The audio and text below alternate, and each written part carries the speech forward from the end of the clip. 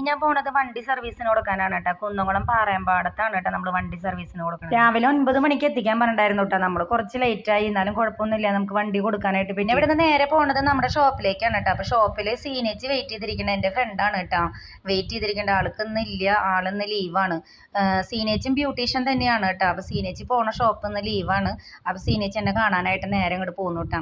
അപ്പോൾ ഞാൻ സീനേച്ചിനായിട്ട് വർത്താനമൊക്കെ ഇപ്പോൾ കുറച്ച് നേരം പറഞ്ഞിരുന്നു. പിന്നെ അവിടെ ക്ലീൻ ചെയ്യാനായിട്ട് എൻ്റെ അടുത്ത ഉദ്ദേശം സീനേച്ചിയെ കൊണ്ട് ഒരു ഹോട്ട് ഓയിൽ മസാജ് ചെയ്യിപ്പിക്കുക എന്നുള്ളതാണ്. കുറേ നാളായിട്ടാണ് ഞങ്ങൾ കണ്ടിട്ട്. അപ്പോൾ അതുകൊണ്ട് തന്നെ ഒരുപാട് വിശേഷങ്ങൾ പറയാനായിട്ടുണ്ട്. അപ്പോൾ അങ്ങനെ ചറപറ സംസാരിച്ചുകൊണ്ടിരിക്കുന്നുണ്ട്. എൻ്റെ ക്ലോസ് ഫ്രണ്ടിൽ ഒരാളാണ് കേട്ടോ സീനേച്ചി. അതുപോലെ തന്നെ ഒരാളും കൂടി ഉണ്ട്, രേഖ.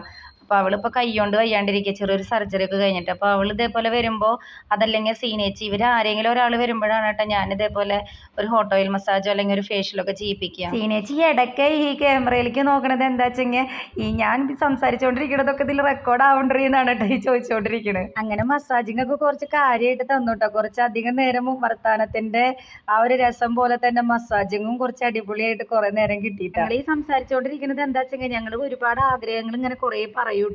നമുക്ക് അങ്ങോട്ട് പോകണം, നമുക്ക് ഇങ്ങോട്ട് പോകണം, അങ്ങനെ ഒരുപാട് ആഗ്രഹങ്ങളൊക്കെ പറയും. അത് കഴിക്കണം, ഇത് കഴിക്കണം, അങ്ങനെയൊക്കെ പറയും. പക്ഷെ അതൊന്നും യാഥാർത്ഥ്യമാക്കാൻ പറ്റാറില്ല കേട്ടോ. ഇപ്പോഴും ഞങ്ങളുടെ പ്ലാനിങ്ങിനൊന്നും ഒരു കുറവില്ല കേട്ടോ. ഇപ്പോഴും ഞങ്ങൾ സംസാരിക്കണത് കൊട്ടിയൂർ പോയാലോ പറശ്ശിനിക്കടവ് പോയാലോ എന്നൊക്കെയാണ്. സീനേച്ചിക്കായാലും രേഖയ്ക്കായാലും ഡ്രൈവിങ്ങിനോട് വലിയ താല്പര്യമില്ല കേട്ടോ. കുറച്ചധികം പേടിയുള്ള കാരണം. എനിക്ക് പേടിയില്ലാണ്ടല്ല, പേടിയുണ്ട്. പക്ഷെ ഞാൻ ചെറുതായിട്ട് സ്കൂട്ടിയൊക്കെ ഓടിക്കണ കാരണം എന്നോട് എപ്പോഴും പറയാം, നീ ഡ്രൈവിങ് പഠിക്കുക, കാർ ഓടിക്കാൻ പഠിക്കുക, ലൈസൻസ് എടുക്കുക, എന്നിട്ട് നമുക്ക് എവിടേക്കെങ്കിലും ഒക്കെ പോവാം. അങ്ങനെ മസാജിങ് ഒക്കെ കഴിഞ്ഞു കേട്ടോ. സീനേച്ചി പോയി. പിന്നീട് ഞാൻ കുന്നോളം വന്ന് നമ്മുടെ വണ്ടി എടുത്തു. നമ്മൾ നെസ്റ്റോയിൽ പോയിട്ട് നമ്മുടെ ഗ്യാസ് സ്റ്റവ് എടുത്തിട്ട് പോന്നിട്ടുണ്ട് കേട്ടോ. അപ്പോൾ ഇന്നത്തെ വീഡിയോ ഇത്രയല്ല. എല്ലാവർക്കും ഇഷ്ടമായി.